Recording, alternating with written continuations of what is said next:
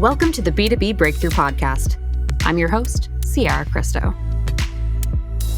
Talking about the manufacturing side of that, I think from the Alibaba perspective, we talk about this a lot, the complexities around working with manufacturers around the world and how to maintain that relationship and keep it collaborative. So how has that supported your journey? You mentioned starting, from a wooden toy space and venturing into vinyl.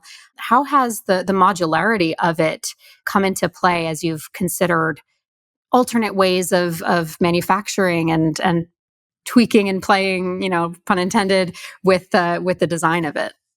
I have explored so many different facets of this design and in different ways to approach the same sort of connection points, whether it be magnets, whether it be hinges, whether it be loops or Velcro or whatever you want to throw at this thing. Like, I've looked at all of these different reference points on Alibaba through the different manufacturers and to explore all these different options. But in the end, seeing my kids playing with these magnetic tiles and just the joy of, the instant gratification of a piece snapping together, it's like, well, that's really where it's at. I can go down this road of building in hinges that, articulate the product, but no, it's magnets is where it's at. So has your relationship with your suppliers along this journey helped advance the way you're thinking and the overall design from a practical standpoint?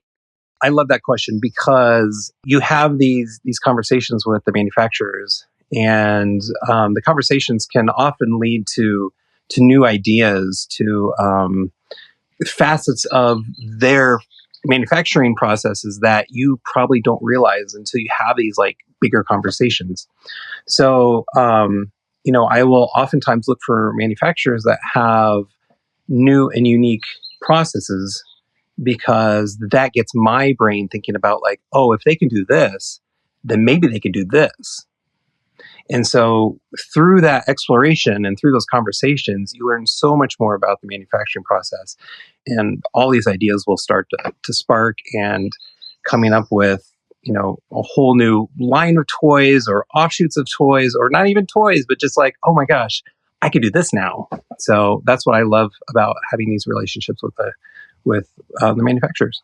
Are you able to divulge what some of those discoveries were in the process? Is there like one that stands out to you as we were able to take this jump because I learned this about their capabilities? Yes, actually.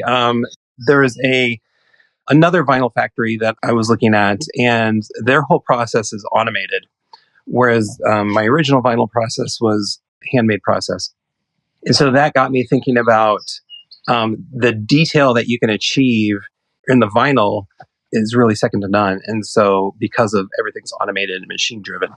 And so that got me exploring new techniques using the processes that I already know, but injecting them with this new sort of technology that could be implemented into my line of toys. So it was a very, very much a turning point in my what I already had understood about the manufacturing process of my product. Are you still working with multiple suppliers, or have you been able to streamline it under one? I work with, oh my gosh, I've got so many factories, probably 24, maybe more. I like to have eyes on the process. I like to understand how it's built and, how it's created. And so I do like to have my fingers in all of that and making sure everything is going smoothly in the way that I see it and not just sort of here's an idea, make it happen. I want all my hands in the mix. And so as part of that, it's you managing all of those individual relationships to make sure that it's highly customized. Wow. So it does take some time, and it takes sometimes a little babysitting, trying to get things the way you want them. But in the end, it's a product that I'm happy to release to the public. So I love it. I absolutely 100% wouldn't do anything else right now. I absolutely love what I do. That's a lot on your plate, though.